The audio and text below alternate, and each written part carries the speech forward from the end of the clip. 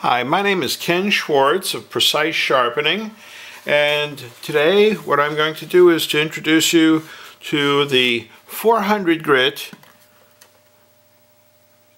Nubatama bamboo series stone.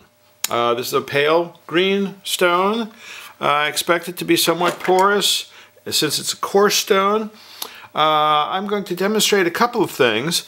I'm going to do another tip repair. I guess we could call this one chips and tips. I'm going to demonstrate one little feature that's very nice for a larger stone, which is to use the side of the stone for tip repairs.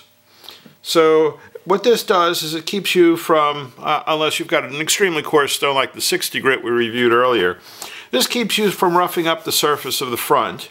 And so what we're going to do is we're going to do this area first. And we have a Glestane Giotto, and we're going to refine the tip a little bit so that I can't do this anymore without drawing blood. So let's go through our usual procedure and start off by putting a little bit of water on the stone, and I expect it to just go right on in, which it does. So we're going to run some water on this stone.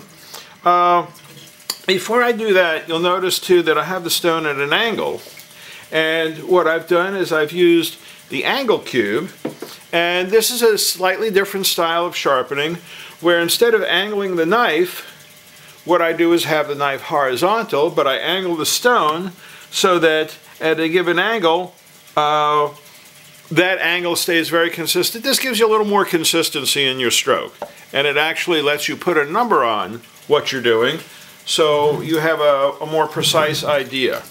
So let's start in by wetting the stone. Again, fairly porous. You can see it just goes right on down. So you could probably stand to let this soak for a few minutes, but we'll do the Chinese water torture approach to it now and just get things going.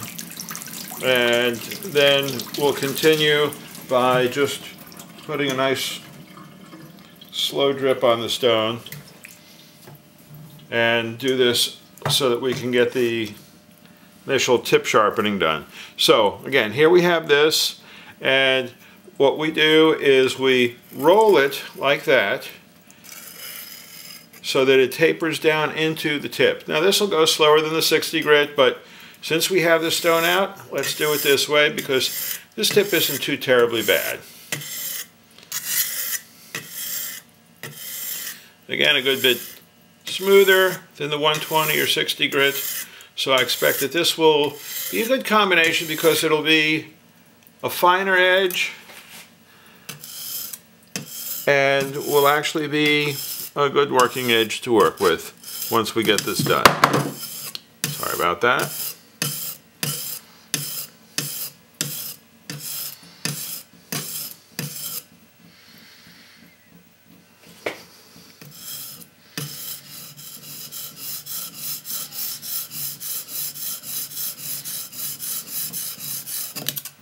And again, what this does is it keeps you from scratching up the main surface of the stone.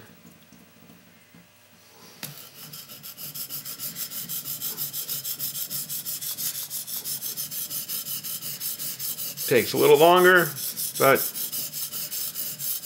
that's okay because we want a little more refinement when we actually do the edge of the knife. So you're always making a trade-off between speed and coarseness.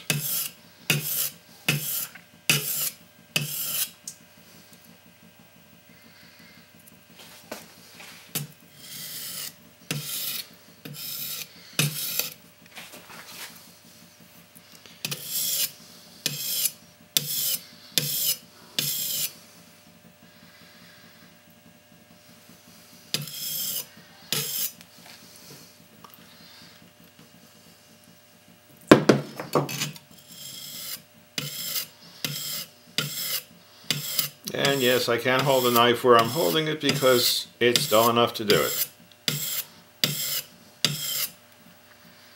Okay. We have a nice sharp tip.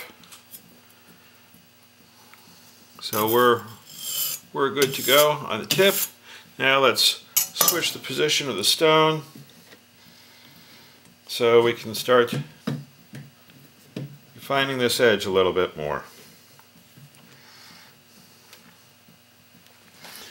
And this will also introduce you to this slightly different style of use, which I find very useful. I've incorporated it into another sharpening device that I use as well, that some of you might be familiar with. So we're going to let this thing go a little bit, and again, I wouldn't call this a splash and go. What you might do on this is soak it for about 4 or 5 minutes before you use it, ideally. You're really not going to benefit much more than that in terms of your soaking time, because it's porous enough to just go through after that. So this is fine. We'll get things going for the moment like this. Okay, and so again, what we're doing here is we hold the knife horizontal, and it's a much more consistent position to hold the knife horizontally than at some angle.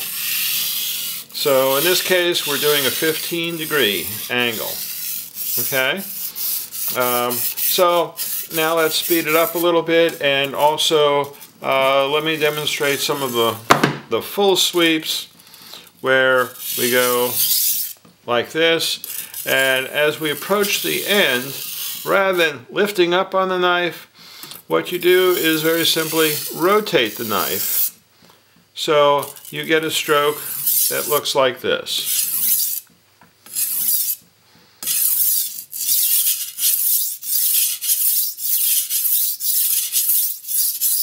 Okay, so again, we're much finer. There'll be a finer result. And we'll see if this stone will cut fast enough to give us a good result in a short enough period of time. Now you'll notice too that when it runs a little dry, you start getting a grayish sort of mud. But if you run it with a little water or a little soaking, you won't get that.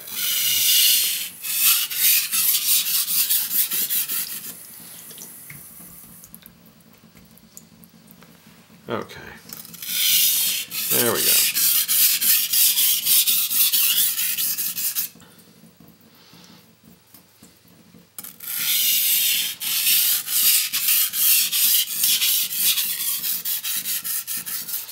Okay. Let's just work this one area.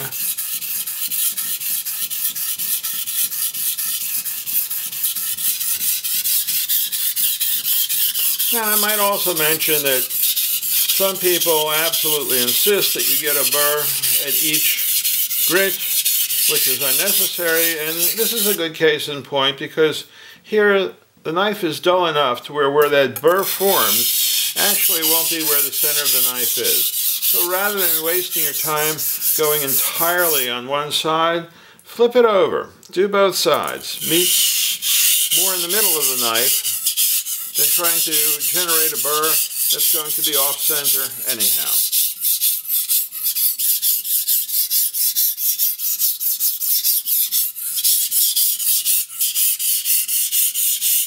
You can see, going a little slower, very consistent,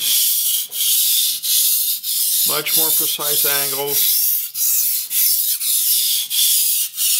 And you can even, by following reflections on overhead lights, I have a side light now, you can see more nuanced behavior in terms of your angle. Okay.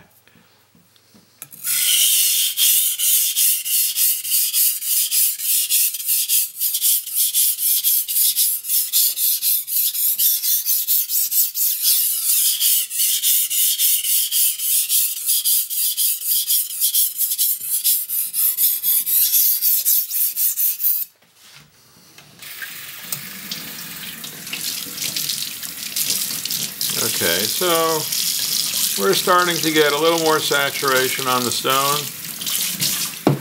I think we can pretty much update it with a spray bottle as we go.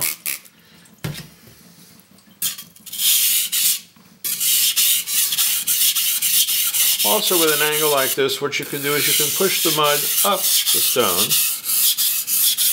and work the mud as it's coming on down.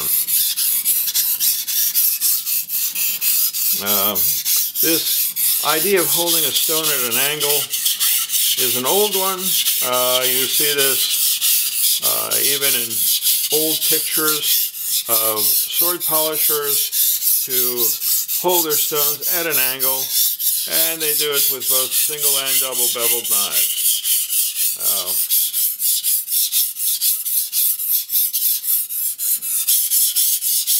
Okay, so now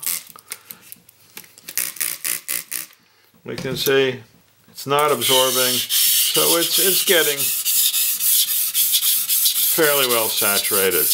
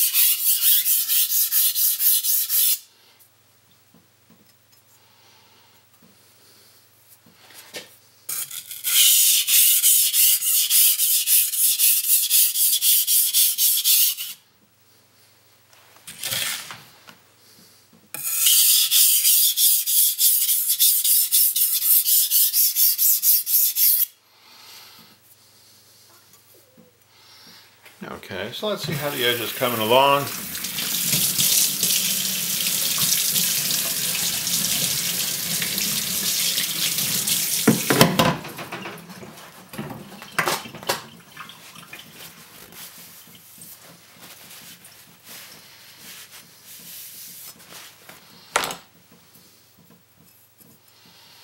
And it doesn't seem like we're really getting too terribly fast.